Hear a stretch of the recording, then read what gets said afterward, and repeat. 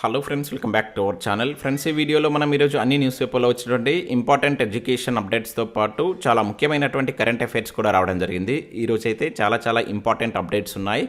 వీడియోని ఎక్కడ స్కిప్ చేయకుండా ఎండ్ వరకు చూడండి. చూసే ప్రతి ఒక్కరు ఖచ్చితంగా లైక్ చేయండి. డైలీ 1 to 2 hours వర్క్ చేసి దాదాపుగా 10 న్యూస్ పేపర్ చదివి ఇన్ఫర్మేషన్ మీకు అందించడం జరుగుతుంది. మీ నుంచి సపోర్ట్ ఉండాలి. ప్రతి ఒక్కరు లైక్ చేసి మీ మిత్రులకు షేర్ చేయండి. అదేవిధంగా సబ్స్క్రైబ్ చేసుకొని చూడండి. రెగ్యులర్గా మీకు జాబ్ అప్డేట్స్ అంతాయి. మన ఛానల్ యొక్క ఇన్స్టా పేజ్ని కావచ్చు, అదేవిధంగా టెలిగ్రామ్ గ్రూప్లో కూడా జాయిన్ కాండి. సో దాంట్లో కూడా రెగ్యులర్గా నేను ఇంపార్టెంట్ ఇన్ఫర్మేషన్ అనేది షేర్ చేస్తున్నాను. మీకు చాలా యూజ్ ఉంటుంది. ఆ గ్రూప్స్లో కంపల్సరీ జాయిన్ అయ్యేటువంటి ప్రయత్నం చేయండి. ఫ్రెండ్స్, మన ఛానల్ ద్వారా మన యాప్లోకి జీపీఓకు సంబంధించినటువంటి తెలుగు మీడియం కావచ్చు, ఇంగ్లీష్ మీడియంకి సంబంధించినటువంటి సపరేట్ కోర్స్ అయితే తీసుకొచ్చాం. ఇంగ్లీష్ మీడియం కోర్సు 299 ఉంది, తెలుగు మీడియం వచ్చేసి 199 రూపీస్ అయితే ఉంది. సో ఏదైనా సిలబస్ చేంజ్ అయినా కూడా దానికి సంబంధించిన అంశాలు తర్వాత దీనిలో మేము యాడ్ చేయడం జరుగుతుంది ఇదే ప్రైస్లో. ఇంకా అదే కాకుండా గ్రూప్ 2కు సంబంధించినటువంటి తెలుగు మీడియం కావచ్చు, ఇంగ్లీష్ మీడియానికి సంబంధించినటువంటి సపరేట్ కోర్సెస్ కూడా ఉన్నాయి. ఇవి long term batch courses. Group 2, group 3కి యూజ్ అయ్యే విధంగా ఈ కోర్స్ అయితే ఉంటాయి. ఇక్కడ మీకు తెలుగు మీడియం కావచ్చు, ఇంగ్లీష్ మీడియానికి సంబంధించి మనం ప్రీవియస్లో కండక్ట్ చేసినటువంటి గ్రూప్ 2 టెస్ట్ సిరీస్ అనేది ఉచితంగా అందిస్తున్నాం. ఇంకా గ్రూప్ 1కి సంబంధించినటువంటి ప్రిలిమ్స్కి సంబంధించి video course and test series కూడా మనం జస్ట్ 499కి అందించడం జరుగుతుంది. ఎస్ఐ కానిస్టేబుల్, అదేవిధంగా ఫారెస్ట్ బీట్ ఆఫీసర్ ఉద్యోగాలకు సంబంధించినటువంటి సపరేట్ కోర్సెస్ కూడా ఉన్నాయి.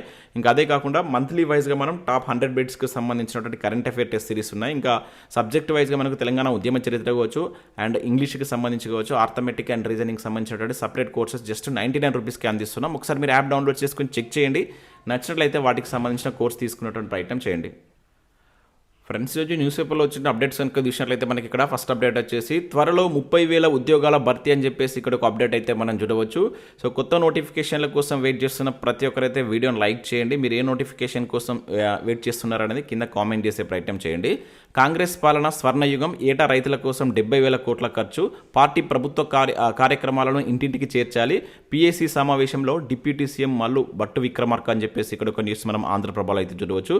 నేను జరిగినటువంటి ఈ సమావేశంలో త్వరలో మరొక 30,000 ఉద్యోగాలను భర్తీ చేయబోతున్నట్లు మనకు డిప్యూటీ సీఎం ప్రకటించినట్లుగా ఆంధ్రప్రభ న్యూస్ పేపర్లో ఒక న్యూస్ చూడవచ్చు. సో మనకు డిప్యూటీ సీఎం ఈ రకంగా మాట్లాడితే సీఎం మరొక రకంగా మాట్లాడినట్లు మనం ఇక్కడ మరొక న్యూస్ కూడా చూడవచ్చు. ఉద్యోగ నోటిఫికేషన్లు వద్దని ధర్నాలు చేస్తున్నారు, ఏడాదిలోనే 60,000 ఉద్యోగాలు భర్తీ చేశామని చెప్పేసి ఇక్కడ మనకు నిన్న జరిగినటువంటి రైతు భరోసా విజయోత్సవ సభలో ముఖ్యమంత్రి రేవంత్ రెడ్డి వ్యాఖ్యానించినట్లు ఇక్కడ చూడవచ్చు. ఇక్కడ చూసినట్లయితే గతంలో యువత ఉద్యోగాల కోసం ధర్నాలు చేస్తే కాంగ్రెస్ సర్కార్లో నోటిఫికేషన్ వద్దని ధర్నాలు చేసే పరిస్థితి వచ్చిందని ముఖ్యమంత్రి రేవంత్ రెడ్డి వ్యాఖ్యానించారు. ఎక్కువ నోటిఫికేషన్లు ఇస్తుండడంతో తాము అన్ని ఉద్యోగాలకు ఒకేసారి చదవలేకపోతున్నామని, నోటిఫికేషన్లు ఆపాలంటూ ధర్నాలు చేస్తున్నారని పేర్కొన్నారు. ఏడాదిలోనే 60,000 ఉద్యోగాలు ఇచ్చామని చెప్పినట్లు ఇక్కడ చూడవచ్చు. మంగళవారం సచివాలయం ఎదుటుగా ఉన్నటువంటి రాజీవ్ గాంధీ విగ్రహం వద్ద రైతు భరోసా విజయోత్సవ సభ అయితే నిర్వహించారు. దానిలో మనకు ఇటువంటి వ్యాఖ్యలు చేసినట్లయితే చూడవచ్చు.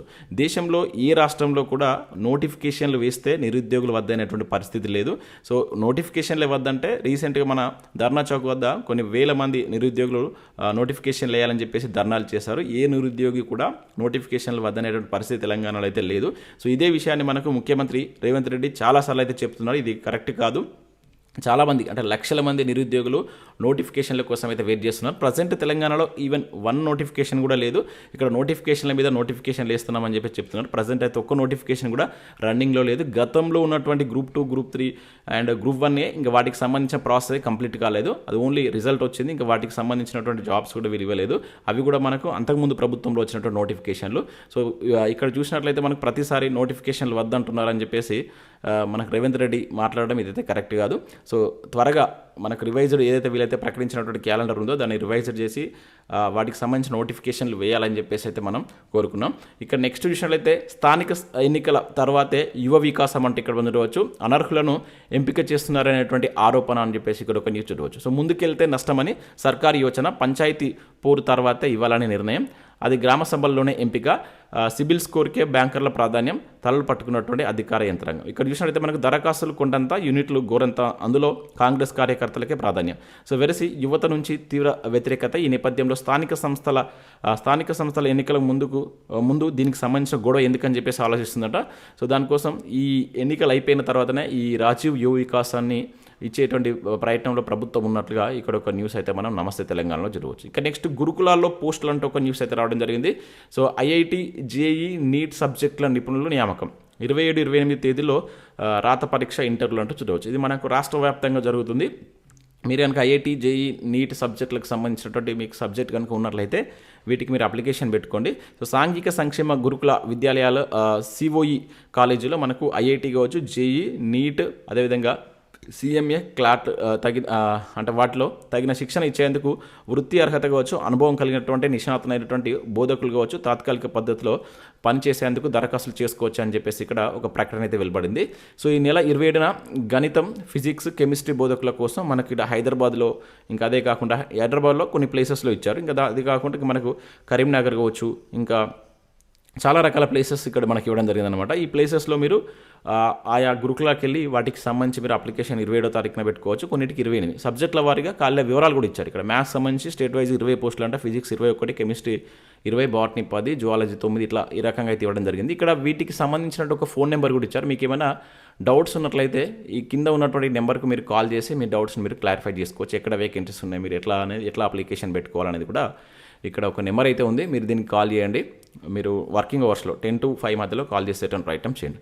నెక్స్ట్ ఎస్బీఐలో మనకు ప్రొబేషనరీ ఆఫీసర్ ఉద్యోగాలకు సంబంధించిన నోటిఫికేషన్ అయితే వెలువడింది. 541 పోస్టులతోటి మనకి పీఓ నోటిఫికేషన్ అయితే వచ్చింది.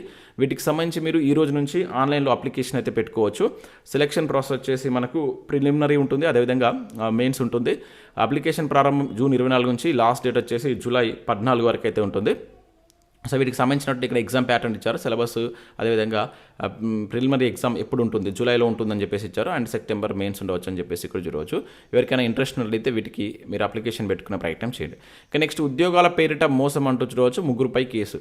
సో మనకి ఇది హుజరాబాద్ ప్రాంతంలో దళారుల రంగంలోకి దిగారు. ఎన్పీడీసీఎల్ కావచ్చు, ఎన్టీపీసీ, ఇతర ప్రభుత్వ శాఖల్లో ఉద్యోగాలు ఇస్తామంటూ నిరుద్యోగ యువతకు గాలం వేస్తున్నారు. పలువురు నుంచి పెద్ద మొత్తంలో డబ్బులు కూడా వసూలు చేయడమే కాదు, తప్పుడు ఆర్డర్ కాపీలు చేతిలో పెడుతూ నిండాముస్తున్నారు. తాజాగా ఓ నిరుద్యోగి ఫిర్యాదు చేయడంతో పోలీసులు విచారణ చేపట్టినట్టు చూడవచ్చు.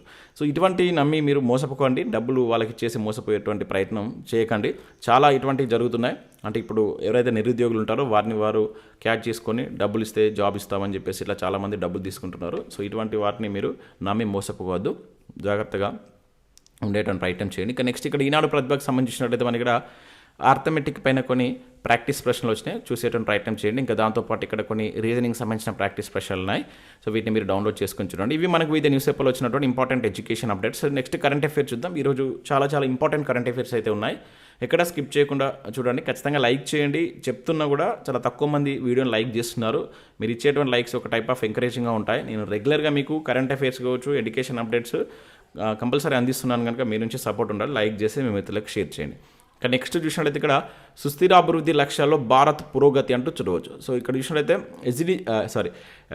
ఎస్డిజి సూచిలో తొలి 100 స్థానాల్లో మొట్టమొదటిసారిగా చోటు అంటే ఇక్కడ చూడవచ్చు. అంటే మనకు టాప్ 100లో భారత్ అయితే చోటు సంపాదించింది ఫస్ట్ టైం. గత ఏడాది కంటే 10 ర్యాంకులు మెరుగు అని చెప్పేసి ఇక్కడ ఇచ్చారు. సో ఎస్డిజి గోల్స్కి సంబంధించి గతంలో చాలాసార్లు క్వశ్చన్స్ అడిగారు. రీసెంట్గా గ్రూప్ 2, గ్రూప్ 3లో కూడా కొన్ని క్వశ్చన్స్ అయితే వచ్చాయి. జాగ్రత్తగా ఈ అంశాన్ని మీరు కంటెంట్ పరంగా చదవండి. దానికి సంబంధించిన కరెంట్ ఇష్యూస్ ఉన్నా కూడా మనం జాగ్రత్తగా గుర్తుంచుకోవాల్సి అయితే ఉంటుంది.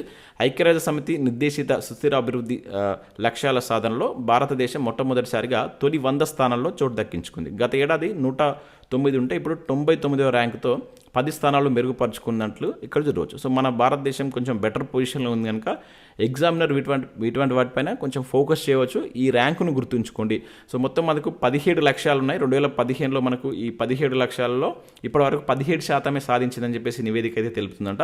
2015లో మనకు ప్యారిస్ ఒప్పందం ద్వారా వీటిని అయితే తీసుకొచ్చారనమాట. అది కూడా గుర్తుంచుకోవాలి. మొత్తం 193 దేశాల యొక్క పురోగతిని ఈ సూచి ద్వారా వాళ్ళు నిన్న ఈ నివేదికలో అయితే పొందుపరచడం జరిగింది. దీనిలో మనకు తొలి 3 స్థానాల్లో ఉన్నటువంటి దేశాలు ఏంటంటే ఫిన్లాండ్, స్వీడన్, డెన్మార్క్ దేశాలు అయితే వరుసగా తొలి 3 స్థానాలు ఉన్నాయి. ఇది మనకు యుఎన్ఓ రిలీజ్ చేసేది. మన భారతదేశంలో నీతి ఆయోగ్ రిలీజ్ చేసేటువంటి సూచిక కూడా ఉంటుంది. ఈ డిఫరెన్స్ మీరు అర్థం చేసుకుంటూ చదివితే బెటర్గా మీకు గుర్తుండేటువంటి ప్రయత్నం అవుతుంది.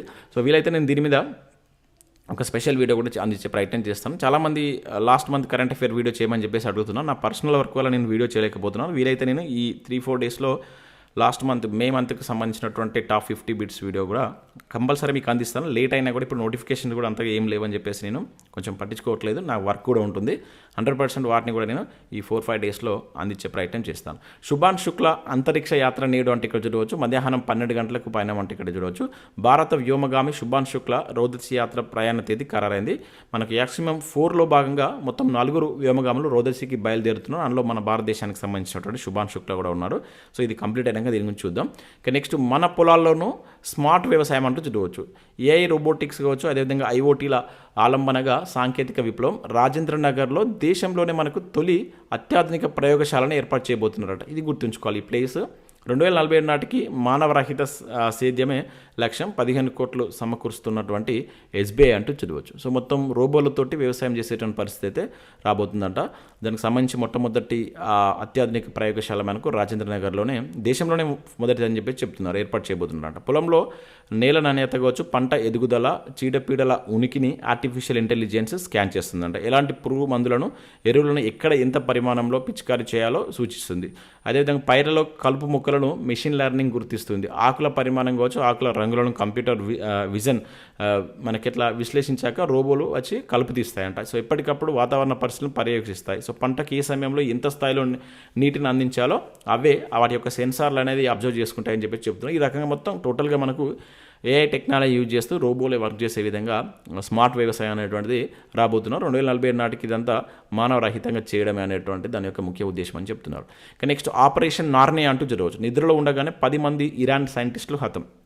సో ఇజ్రాయెల్ బలగాలు ఆపరేషన్ నార్నియా పేరుతో ఇరాన్ కార్యక్రమాలపై ఊహించని విధంగా దెబ్బ కొట్టింది. రాత్రిపూట తమ ఇంటిలో నిద్రిస్తున్నటువంటి 10 మంది ఇరాన్ సైంటిస్టులను ఈ హతమార్చినట్లయితే వాళ్ళు ప్రకటించారు అన్నమాట. ఇది గుర్తుంచుకుని ఆపరేషన్ నార్నియా అనేది ఎవరు ప్రకటించారు? ఆపరేషన్ నార్నియా అనేది ఇజ్రాయెల్ చేపట్టినటువంటి ఒక సైనిక చర్య. దానిలో భాగంగా ఒక 10 మంది సైంటిస్టులు, ఏదైతే ఇరాన్కి సంబంధించిన సైంటిస్టులను ఇక్కడ హతమార్చినట్లయితే గుర్తుంచుకోండి. ఇంకా నెక్స్ట్ ఎమర్జెన్సీకి 50 ఏళ్ళు. సో మనకి ఏదైతే ఈ జూన్ 25 ఉంది కదా, ఇది దేశంలో మనకి ఏంటంటే ఎమర్జెన్సీ విధించినటువంటి రోజు 1975.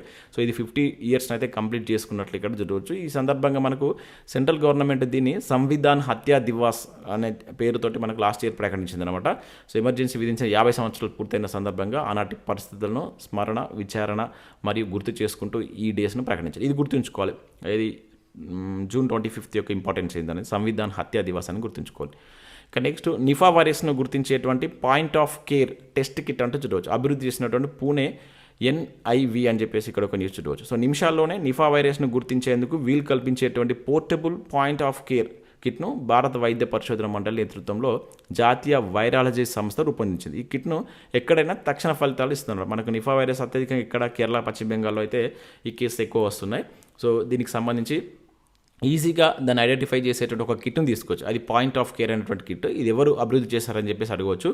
జాతీయ వైరాలజీ సంస్థ మనకు పూణేలో ఉండేటువంటిది ఇది అభివృద్ధి చేయడం జరిగింది. నిఫా వైరస్ దేనివల్ల వస్తుందని మీరు కింద కామెంట్ చేసే ప్రయత్నం చేయండి. ఇంకా నెక్స్ట్ ఉభయకాయాన్ని తగ్గించేటువంటి ఇంజక్షన్ను ప్రవేశపెట్టినటువంటి నోవో నోడిస్క్ అంటూ ఇక్కడ చూడవచ్చు. సో జూన్ ఆఖరణ అన్ని మెడికల్ స్టోర్లోకి ఈ వెగోవి ఇంజెక్షన్, సో దీని యొక్క ధర చూసినట్లయితే 4,366 రూపీస్ అని చెప్తున్నారు. సో ఉభయకాన్ని తగ్గించేటువంటి ఇంజెక్షన్ వెగోవిని డెన్మార్క్ ఫార్మా కంపెనీ అనేటువంటి నోవో నోడిస్క్ భారత మార్కెట్లోకి తెచ్చిందంట. సో ఈ ఔషధం దీర్ఘకాలిక అధిక బరువు నియంత్రించడమే కాకుండా హృదయ సంబంధిత ప్రమాదాన్ని కూడా నివారించడంలో సహాయపడుతుంది. ఇది గుర్తుంచుకోవాలి. సో దీన్ని తీసుకొచ్చిన ఇంజెక్షన్ పేరు వెగోవి. ఇది ఏ దేశంది అని చెప్పేసి అంటాడు, డెన్మార్క్ అని చెప్పేసి మనం గుర్తుంచుకోవాలి. దీని యొక్క వర్క్ ఏంటిది? ఉభయకాయాన్ని తగ్గించడం అనేది దీని యొక్క మేజర్ వర్క్ అనమాట. ఈ 3 వీటికి సంబంధించి గుర్తుంచుకోండి. ఒకవేళ మనకు అడిగితే ఇటువంటి డైరెక్ట్ కూడా అడగడానికి ఛాన్స్ ఉంటుంది. సో ఇవి మనకు వివిధ న్యూస్ పేపర్లో వచ్చినటువంటి ఇంపార్టెంట్ ఎడ్యుకేషన్ అప్డేట్స్, అదేవిధంగా కరెంట్ అఫైర్స్. చూసిన ప్రతి ఒక్కరు కంపల్సరీ లైక్ చేయండి. మన యాప్ను డౌన్లోడ్ చేసుకొని చాలా తక్కువ ప్రైస్లోనే యూస్ఫుల్ కోర్స్ అయితే అందిస్తున్నాం. ఒకసారి చెక్ చేయండి, నచ్చితేనే కోర్స్ తీసుకోండి. Thanks for watching.